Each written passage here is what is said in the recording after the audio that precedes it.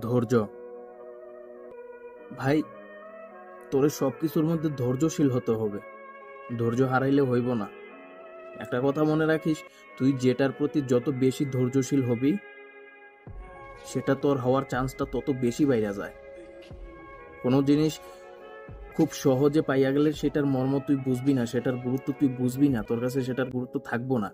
But যেটা তুই নিজের গায়ের ঘাম ঝরাইয়া, নিজের শ্রম দিয়া, নিজের মেধা দিয়া, নিজের শক্তি দিয়া তুই এটারে অর্জন করবি, সেটার গুরুত্ব তোর কাছে আজীবন থাকবো। তুই সেটার গুরুত্ব বুঝতে পারবি। বাট যেটা তুই কোনো পরিশ্রম ছাড়াই খুব সহজে পেয়ে যাবি, সেটার গুরুত্ব তুই কখনোই বুঝতে পারবি না। আর কোনো কিছু পাইতে হইলে তোরে ধৈর্য ধরতে হইব। অনেক সহজে কোনো কিছু পাওয়া যায় না। দেখ, তুই যদি হাল ছাইরা দেস, তবে হ্যাঁ হইতে পারে তুই হাল ছাইরা দিছস, তাইলে অন্য কিছুর দিকে ট্রাই করবি। বাট দেখ, ওইটার মধ্যে গিয়েও দেখবি যে কিছু টাইম লাগতেছে, তুই আবার হাল ছাইরা দিছস, তাই না? সুতরাং বারবার হাল ছাড়তে ছাড়তে দেখবি কি তুই একবার তোর একটা সময় এমন আসবো যে নিজের জীবনের প্রতি তুই ক্লান্ত হয়ে গেছস। ঠিক আছে? তখন তুই মানে হাল ছাড়া যে অভ্যাসটা তোর ক্রিয়েট হয়েছে, তোর নিজের মধ্যে যে হাল ছাড়া অভ্যাসটা তৈরি হয়েছে, এই হাল ছাড়া অভ্যাসটা তুই কখনোই ছাড়তে পারবি না। ঠিক আছে?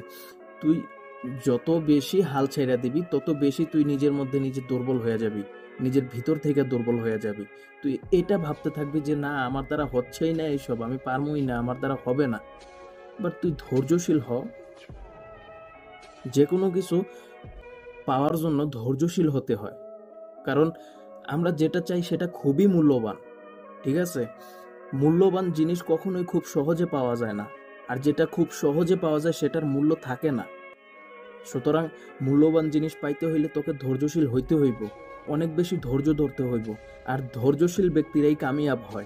এই কথাটা সবসময় মনে রাখবি। যারা ধৈর্য ধরতে পারে, যারা ধৈর্যশীল ব্যক্তি, যারা ধৈর্য উম, ধরতে জানে, তারাই কামিয়াব হয়। সুতরাং তুইও ধৈর্য ধরতে শিখ। যে কোনো কাজের প্রতি, যে কোনো জিনিসের প্রতি, যে কোনো ইচ্ছার প্রতি, যেটা তোর পাওয়ার খুব ইচ্ছা, সেটার প্রতি খুবই ধৈর্যশীল হ।